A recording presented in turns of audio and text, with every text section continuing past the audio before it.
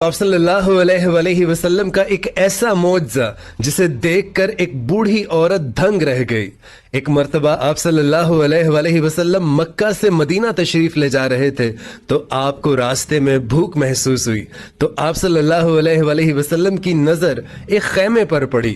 وہاں پر ایک بوڑھی عورت بیٹھی تھی تو آپ صلی اللہ علیہ وسلم نے اس بوڑھی عورت سے ارشاد فرمایا کہ ماں جی کچھ کھانے کے لیے ہے، ہم آپ کو پیسے دیں گے۔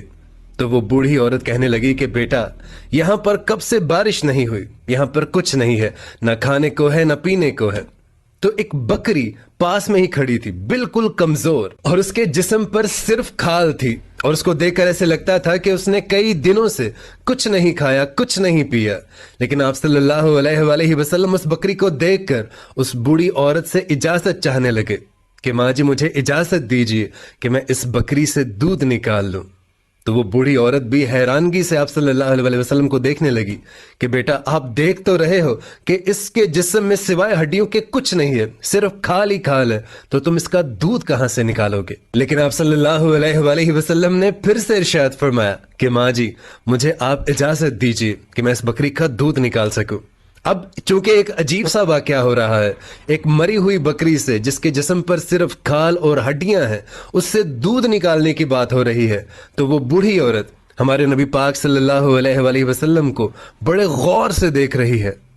یوں ٹک ٹک ہی باندھ کر دیکھ رہی ہیں کہ یہ کون ہے جو مری ہوئی بکری سے دودھ نکالنے کی بات کر رہا ہے۔ تو وہ بوڑھی عورت بڑے غور سے ہمارے نبی پاک صلی اللہ علیہ وسلم کی طرف دیکھتی رہی تو آپ صلی اللہ علیہ وسلم کا جو حلیہ مبارک تھا وہ اس بوڑھی عورت کی آنکھوں میں سما گیا، اور پھر بعد میں جن الفاظ کے ساتھ، جس کیفیت کے ساتھ اس بوڑھی عورت نے ہمارے نبی پاک صلی اللہ علیہ وسلم کا حلیہ بتایا وہ سننے کے قابل ہے۔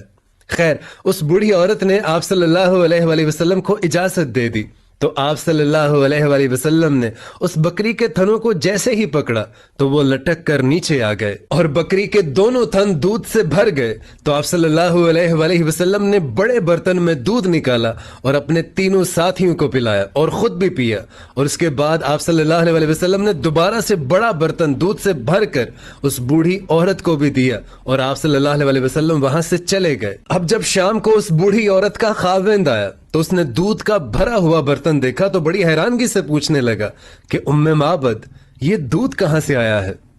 تو وہ کہنے لگیں کہ اس بکری سے۔ تو ان کا شوہر کہنے لگا کہ تم پاگل تو نہیں ہو، یہ بکری تو خود چل نہیں سکتی، سوائے کھال اور ہڈیوں کے اس کے پاس ہے کچھ نہیں، تو یہ دودھ کیسے دے سکتی ہے؟ تو وہ بوڑھی عورت کہنے لگی کہ ایک نوجوان آیا